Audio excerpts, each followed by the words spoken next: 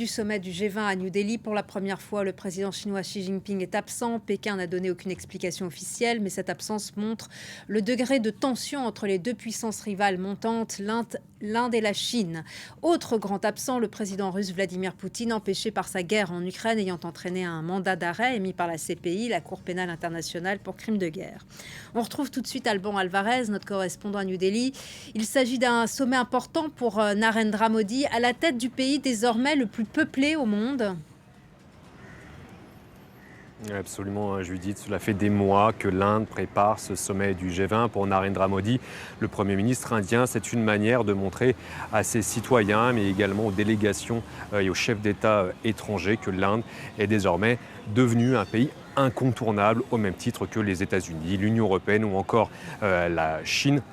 D'ailleurs, Narendra Modi va s'entretenir lors d'entretiens bilatéraux avec plus de 15 chefs d'État différents, dont Joe Biden ce soir. Emmanuel Macron, ce sera dimanche lors d'un déjeuner entre les deux hommes forts. Narendra Modi a fait de ce G20 un G20 qu'il veut le plus inclusif possible. Ce sont ses mots, puisqu'il pense tout simplement que toutes les voix doivent être entendues et notamment celles des pays en développement. C'est d'ailleurs pour ça que Narendra Modi a invité l'Union africaine à participer à ce sommet du G20 et Narendra Modi d'ailleurs pousse pour une intégration à terme de l'Union africaine à ce club très fermé du G20 qui deviendrait le G21. L'Inde a notamment poussé certaines thématiques plus que d'autres ces dernières semaines à la table des négociations. Il est notamment question de la dette des pays pauvres. Il est également question des réformes des grandes institutions internationales afin qu'elles reflètent davantage les attentes des pays du Sud. C'est une idée, ce qu'il appelle Narendra Modi, du Global South, du Sud global, et qui inclut également la question de la transition énergétique des pays du Sud, qui, selon New Delhi, doit être financée par les pays du Nord. Et à l'issue de ce sommet, un accord sera certainement difficile, même sur l'écologie. Pourtant, on est à 5 mois de la COP28.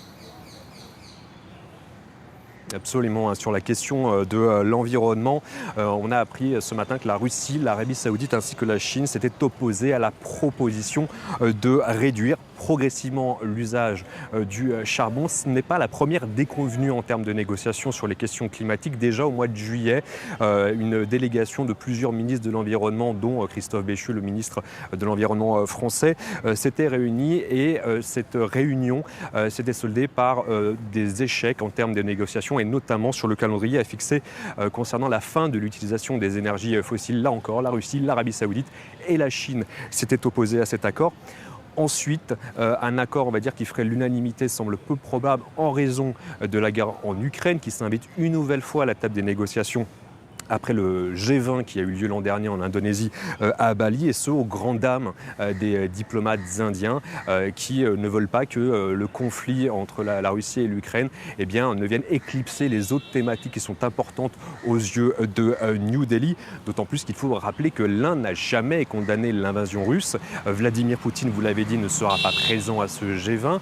Un autre invité manquera à la table des négociations, vous l'avez dit également, c'est le président chinois, Xi Jinping. Il n'y a toujours pas de raison officielle à cette absence, mais d'aucuns peuvent penser que cette absence se justifie aux yeux de la Chine en vue de snober le G20, de ne pas forcément considérer ce sommet où il y a énormément de puissances occidentales qui sont représentées, et également le fait que tout simplement l'Inde accueille ce sommet. Cela donne du poids médiatique à l'échelle planétaire à l'Inde qui est donc le grand rival de la Chine en Asie, mais également désormais en Afrique.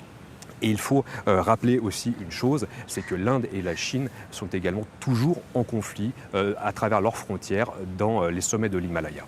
Merci beaucoup Alban Alvarez, et précision, nous sommes à 3 mois de la COP28. Merci à vous. Dans le pays